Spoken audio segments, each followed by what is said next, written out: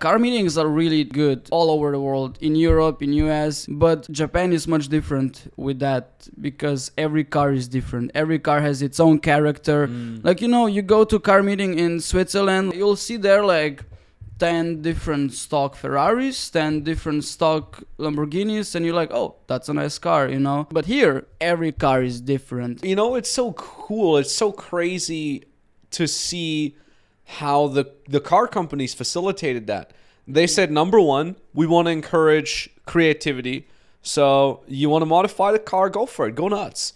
You could never do this with a Ferrari, at least not with the blessing of the company. Number two, and this is the best part, is like we actually collaborate with some of our competitors to make like car projects that are really awesome and interesting for those car nerds. The Subaru BRZ and Toyota GT86, the cars look completely the same. There's a different badge and like some like bumper is slightly different, but it's basically the same chassis because I'm not sure how exactly this was, but the manufacturers stepped together and they were like, yo, let's make a car together. Which is so awesome. Like, when would you see that? And it's like, what that communicates to me, like as someone on the outside, as a potential consumer of this product, I'm like, they love what they do. Yeah. They're not only in the business to make money, although they are clearly, right? It's a company, but at the same time, they love what they do, and they said, hey, let's work together with this other company and just make a cool car project. We kind of have the same chassis, and let's see what comes out. Like,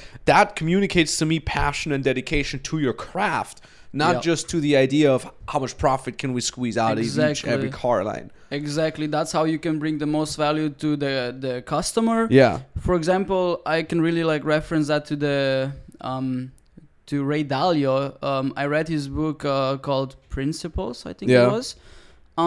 There was one principle which was called 1 + 1 = 3. Yeah. And that is, like when two people work together and they're efficient as three people. 100%. I mean, it's the same. If you're an online coach, you have a program about trading, right? Yeah. And you're like, okay, I teach my clients how to trade in the stock market, make money, day trading, la-di-da. And a lot of these people, even though I tell them the exact strategy, they still have trouble kind of dealing with the uncertainty and having to invest money and potentially losing it.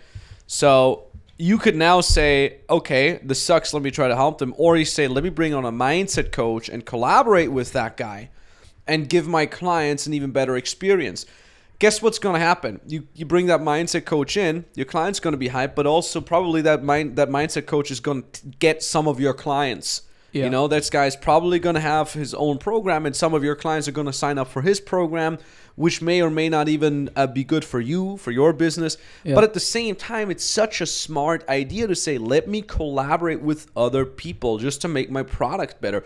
We do, in fact, exactly that as well. And, in FBM, we notice, like, even if you give people all the structure, all the steps, many of them will succeed, but many of them will not succeed because they have mindset barriers that are holding them back. They have success barriers. And that's how we brought in a mindset coach, Zach Michael, who we've had on this very podcast many times. Yep. He was actually a client of ours. And then we said, hey, can you help our clients with the mindset thing? And it's this cool collaboration where you're kind of hiring another coach that could be considered a competitor, but at the same time, you're saying what's more important for me is the product that I deliver through this collaboration. Yeah, 100%. And that's what these car companies are doing as well. And it's so smart. So if you have a coaching business or even a B2B or a service providing business, think about it. Like, are there other coaches that I can collaborate with just to make my product even better? And that's what these car companies are doing as well. Yeah. I think it's really amazing in that regard because I see Japan much differently than Europe, for example. Like, you see the history of Ferrari and Lamborghini. They were hating each other all the time. That's how Lamborghini was made. Because his Ferrari, like Ferruccio Lamborghini had a Ferrari and it was constantly breaking down. And that's right. Enzo Ferrari was like, yo, go back to building your tractors. Yeah, that's right. That's right. And he was like, yeah, I'll just make my own Ferrari. Yeah, I'll make my own Ferrari. Call it Lamborghini. I mean, that's good in some kind of ways when the rivalry kind of makes other product better, but why not stepping together? Like, exactly. Why not making awesome shit together? And this is so fascinating about Japanese car culture. It's so different.